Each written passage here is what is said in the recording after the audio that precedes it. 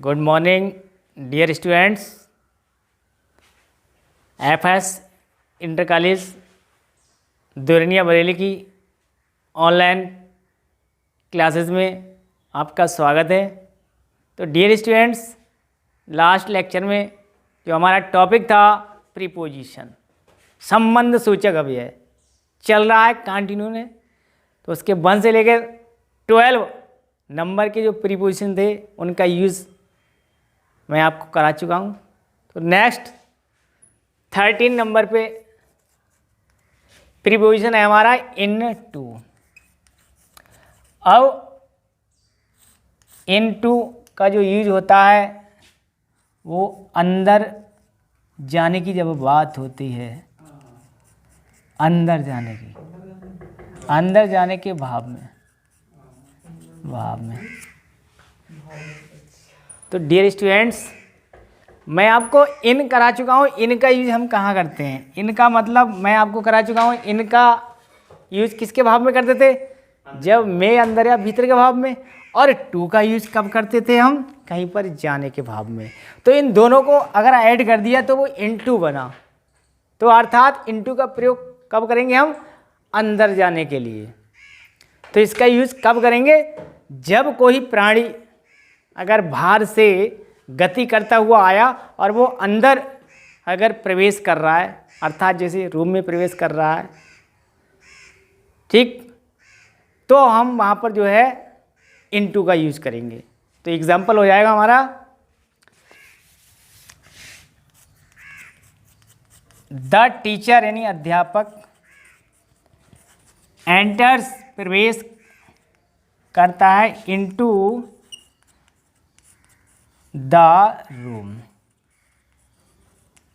अध्यापक कक्षा में प्रवेश करते हैं। तो यहाँ पर बाहर से अंदर तो आ रहे हैं क्लासरूम में, अर्थात रूम में। तो यहाँ पर इनटू का यूज हुआ इसलिए क्योंकि बाहर से जब अंदर जाने का जब भाव होगा तो हम वहाँ पर इनटू का यूज करेंगे। प्रीपोजिशन जो आपका इनटू था उसका यूज क्लियर हो गया। नेक्स्ट क्या आता है 14 नंबर पे? हमारा 14 नंबर पे प्रीपोजिशन है विद इन। With in. अब विद इन इसका भी अर्थ होता है भीतर या अंदर के भाव में। इसका यूज अगर कोई टाइम ड्यूरेशन यानी समय अवधि दी हुई है, अगर उस समय अवधि के अंदर ही अगर कोई व्यक्ति अगर वापस आ जाता है, अगर वो कोई कार्य भी है अगर उस समय अवधि के भीतर ही हो जाता है तो वहाँ पर हम विनिध का यूज करते हैं। तो एग्जाम्पल क्या है? मैं 1 महीने के अंदर ही घर वापस आ जाऊंगा। तो यहाँ पर जो है आई शैल कम बैक, वापस आ जाऊंगा। एट होम यानी घर पर। विद इन ए मंथ यानी 1 महीने के अंदर ही मैं घर पर वापस आ जाऊंगा। तो यहाँ पर विद इन यानी 1 महीने में 30 डेज होते हैं हमारे। 30 डेज जो हमारे कंप्लीट नहीं होंगे तब तक हम अपने घर पर आ जाएंगे। तो वहाँ पर हम विद इन का यूज़ करेंगे। तो ये प्रीपोजिशन हमारा जो विद इन था, करेक्ट, क्लियर। नेक्स्ट, तो डियर स्टूडेंट्स 15 नंबर पर प्रीपोजिशन हमारा आता है एबव। एबव का अर्थ होता है के ऊपर, यानी जब के ऊपर का जब सेंस आएगा तब हम जो है एबव का यूज़ करेंगे। अब कब करना है, कैसे करना है, तो मैं आपको थोड़ा एक्सप्लेन कर रहा हूँ। जब कोई वस्तु किसी वस्तु के अगर ऊपर है, जब कोई वस्तु किसी वस्तु के ऊपर है तो वहाँ पर हमें एबव का यूज़ करने हैं और वो एक दूसरे को क्या हो, स्पर्श ना करती हूँ, अर्थात छूती नहीं हो, तो हम एबव का यूज़ करेंगे। तो एग्जाम्पल है जैसे द मून, चांद इज है एवब माने ऊपर और अस माने हमारे। ऊपर है क्या स्पर्श कर रहा है? नो नहीं, और नेवर कभी स्पर्श करेगा ही नहीं।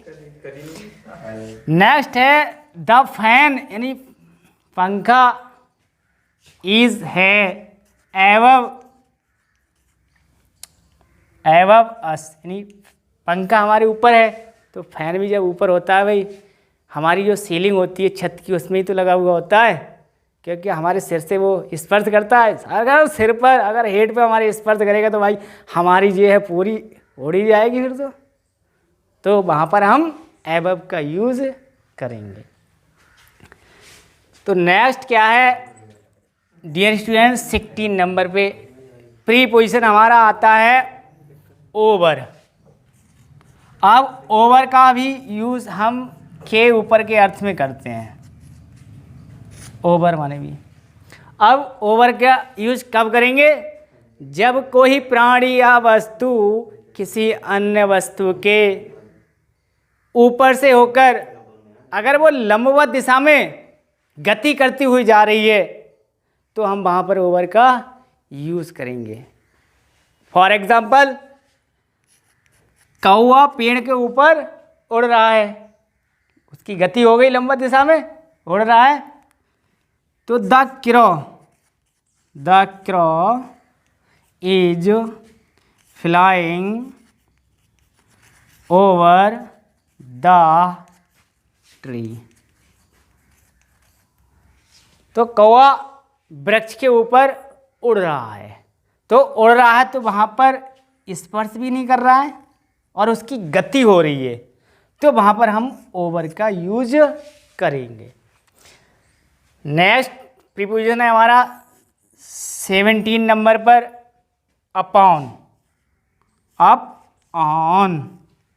अपॉन का भी यूज जो है ऊपर के या पर के अर्थ में यूज करते हैं, ऊपर या पर के अर्थ में। अब अपान का यूज कब करेंगे हम? जब कोई प्राणी या किसी अन्य वस्तु पर गति करते हुए अगर वो कुछ पल के लिए क्षण मात्र, जिसे हम बोलते हैं क्षण मात्र समय के लिए, अगर वो स्थिर हो जाता है तब हम अपॉन का यूज करते हैं। तो एग्जाम्पल, द कैट बिल्ली जंप छलांग लगाई अपॉन द टेबल। नहीं, बिल्ली ने मेज पर छलांग लगाई या बिल्ली मेज के ऊपर कूदी, तो यहाँ पर मेज के ऊपर कूदी तो अपॉन का यूज हो गया, यानी ऊपर से वो मेज के ऊपर कूदी और मेज पर वो है कुछ समय के लिए वो स्थिर होगी वहाँ पर जब छलांग लगाएगी। आप प्रैक्टिकल करना, अगर आप जंप लगाते हैं तो आप भी जंप लगाएंगे तो एकदम तो स्थान अपना चेंज नहीं करेंगे। जब आप जंप लगाएंगे तो वहाँ पर आपके मार्क अवश्य बनेंगे। तो उसी प्रकार से जो हमारी कैट है वो भी टेबल के ऊपर स्थिर जरूर होगी, स्थिर होने के बाद फिर वो अपना स्थान चेंज करेगी। तो इस प्रकार से हम अपॉन का यूज करेंगे। नेक्स्ट 18 नंबर पर प्रीपोजिशन है हमारा बिहाइंड। बिहाइंड के पीछे के अर्थ में इसका यूज करते हैं। कब करेंगे? जब कोई प्राणी या कोई वस्तु किसी अन्य प्राणी या वस्तु के पीछे स्थिर अवस्था में खड़ी हो या रखी हो या पड़ी हुई हो तो हम वहाँ पर बिहाइंड का यूज़ करेंगे। तो एग्जाम्पल है, जैसे द गर्ल लड़की इज है स्टैंडिंग खड़ी हुई है, स्टैंडिंग खड़ी हुई है बिहाइंड द ट्री। लड़की वृक्ष के पीछे खड़ी हुई है, तो स्थिर अवस्था में और वृक्ष के पीछे खड़ी हुई है तो हम वहाँ पर बिहाइंड का यूज़ करेंगे। तो जब ये पोजीशन हमारी होगी जब कोई वस्तु या कोई प्राणी किसी अन्य वस्तु या प्राणी के अगर पीछे स्थिर अवस्था में अगर वो विराजमान है तो हम वहाँ पर बिहाइंड का यूज करेंगे। तो नेक्स्ट नंबर पर डियर स्टूडेंट आ रहा है हमारा 19 नंबर प्रीपोजिशन आफ्टर। आफ्टर का अर्थ होता है के पीछे या बाद। आफ्टर का जो यूज करते हैं हम के पीछे के अर्थ में या बाद के अर्थ में या पश्चात के अर्थ में भी हम बोलते हैं इसे। तो कब करेंगे? जब कोई प्राणी या वस्तु किसी अन्य प्राणी या वस्तु का पीछा करे या उसके बाद गति करती है, गति करते हुए पाया जाता है या गति करता है, तो वहाँ पर हम आफ्टर का यूज़ करेंगे। For example, the dog is running after the car. The car यानी कुत्ता कार के पीछे दौड़ रहा है। तो यहाँ पर कार के पीछे है और गति कर रहा है वो, तो इसलिए यहाँ पर आफ्टर का यूज हुआ। नेक्स्ट क्या है? आफ्टर का यूज हम पास्ट परफेक्ट टेंस में भी करते हैं। आफ्टर का यूज पास्ट परफेक्ट टेंस में भी हम आफ्टर का यूज करते हैं। एग्जाम्पल है,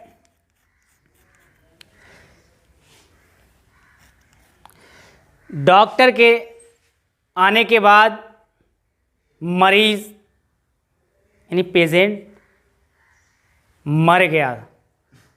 ठीक, तो मरीज मर गया, भाई रोगी मर गया, तो the patient died after the doctor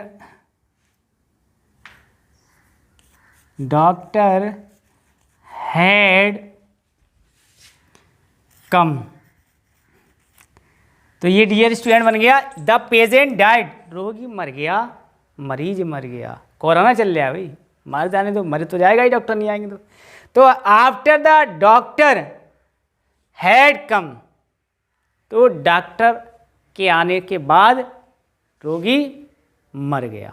तो यहाँ पर के बाद के अर्थ में आया, और ये जो सेंटेंस है हमारा वो पास्ट परफेक्ट में। तो पास्ट परफेक्ट टेंस में भी हम आफ्टर का यूज करते हैं। प्रीपोजिशन नंबर हमारा 20, प्रीपोजिशन है फॉर, जिसका यूज हम के लिए के अर्थ में करते हैं या से के अर्थ में भी जिसका हम यूज करते हैं। ठीक, तो लिए के भाव में हम इसका यूज करते हैं। फॉर एग्जाम्पल, माई फादर, मेरे पापा ने बॉट खरीदी ए बाइसिकल मेरे लिए, फॉर मी, मेरे लिए। तो यहाँ पर फॉर का यूज आया तो लिए का भाव आया, नहीं मेरे पापा ने मेरे लिए एक साइकिल खरीदी, तो यहाँ लिए का भाव आया तो हम फॉर का यूज करते हैं। अब से के भाव में हम कब करेंगे? Present perfect continuous, past perfect continuous और फ्यूचर परफेक्ट कंटिन्यूअस टेंस में हम फॉर का यूज करते हैं। तो एग्जाम्पल है, वह 2 दिन से कमिंग, अरे यार क्या हो गया?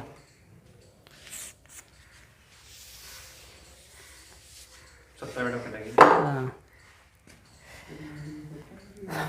तो डियर स्टूडेंट्स, एग्जाम्पल है, he has not been reading his book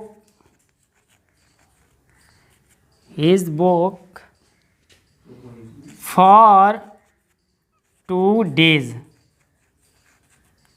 यानी वह 2 दिन से अपनी पुस्तक नहीं पढ़ रहा है। तो यहाँ पर से के भाव में हो गया